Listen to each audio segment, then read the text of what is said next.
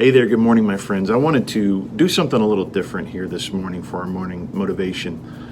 Maybe a little less scripted or at least a little more intimate. I want to talk to you about something that I've been pondering for a few weeks, just something that has been on my mind. We've done a few less morning motivations, one per week instead of two, because we've had a whole lot of content here that we've been doing via video.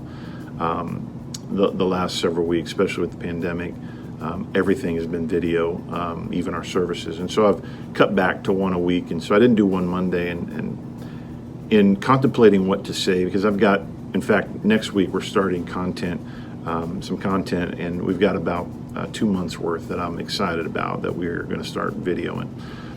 But I felt like maybe I should talk, and if no one else but our church watches this, then so be it.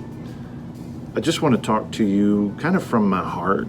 I love our country, and right now our country faces, from political things, racial things, even the pandemic, it feels like we are constantly wrestling against being torn in pieces.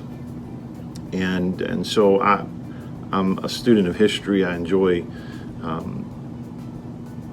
reading about the foundation of our nation, and I love our nation. It's not perfect, but I love it. And so I just wanted to kind of share a thought with you that pertains to division and what it is that's going to help us not be divided.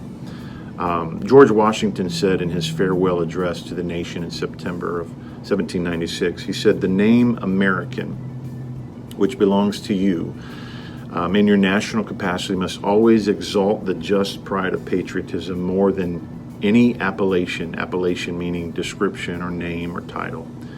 And so it makes me question, is our common history enough to keep us united forever?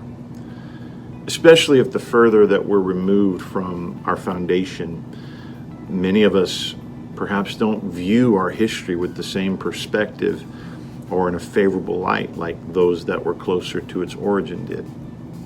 Washington went on to say, and I quote, "With slight shades of difference, you have the same religion, the same manners, the same habits and political principles. You have in a common cause fought and triumphed together.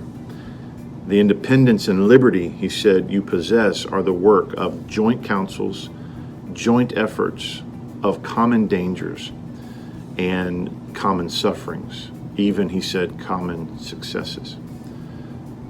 I want to just offer my opinion, and that is that our name, American, and being citizens of the United States, is not enough to keep us from the necessity of future bloodshed and great pains and wounds in our nation. The Civil War bears this out. Washington referenced having unity at that present state of the nation because of having, quote, "fought in a common cause." I even mused that the the reason World War II gave us the, quote, "greatest generation" is likely due to the common cause that they were in. Even those not fighting abroad, it fused the nation together. We know that blood is required to give and sustain life, and I believe that also applies to great causes as well. Blood is unfortunately required. Usually blood is required before whatever the cause is becomes great enough to change things. The great cause of unity at some point must involve common dangers and common sufferings. And so, can a nation stay united on its foundational history when the perspective of that history isn't agreed upon? When some view it as great and heroic and others view it as insufficient at best and even evil at worst? I'm inclined to believe that it's not. It's not enough just having a common foundation. I fear that even our Constitution, as great as it is, has required and will require future bloodshed in order to realign, as Washington put it, joint counsel and joint efforts. Bloodshed together in a common cause is likely needed to continue later generations on a path of liberty and unity. It sounds grim, doesn't it? Well, hopefully you haven't left the video, because I am not trying to incite that we need to pick up arms or that we need to go shed blood. It does sound grim, except when you recall that there is one whose blood has already been shed that can alter this necessity of future bloodshed. And so enters the cross.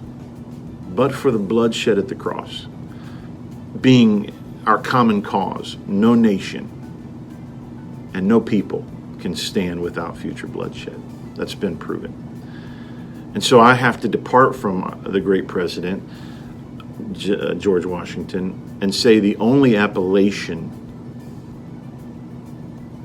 and only that if rightly applied, that will offer the exaltation necessary to rise above the need for future national wounds is the appellation of being called true Christians. If the blood of Christ does not unify us, we cannot expect a permanent unity at all. The cross must be our common cause.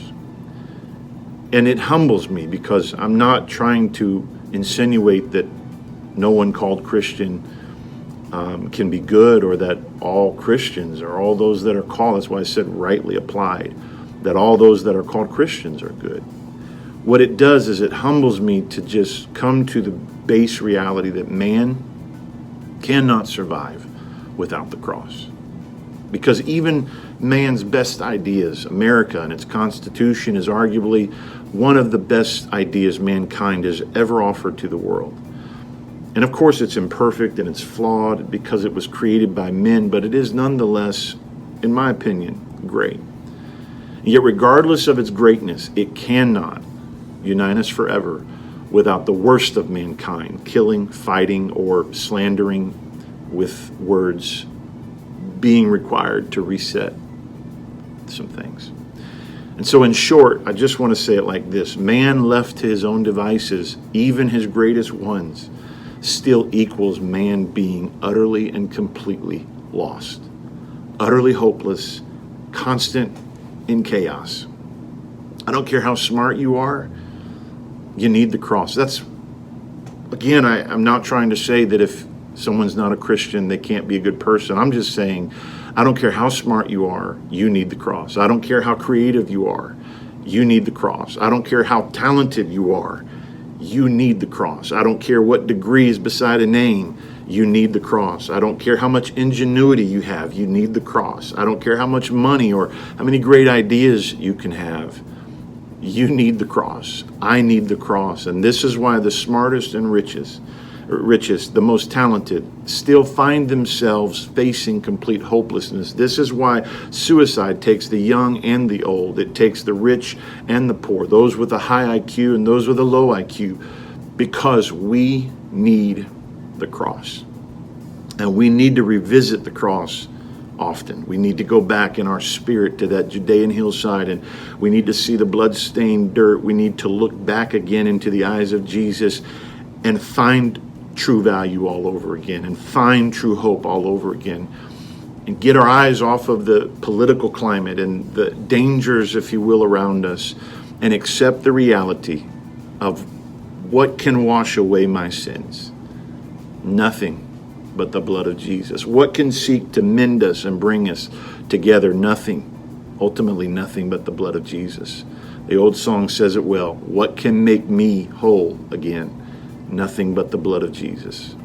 Oh, how precious is that flow that makes me white as snow. No other fount, no other source that I know. Nothing but the blood of Jesus. Nothing but the blood. And that's why we have to be wholly consumed, not only for ourselves, but sharing this great cross message with the world, because it is truly our only hope. I hope this has ministered to you. I hope it hasn't been too controversial. I love you. God bless you.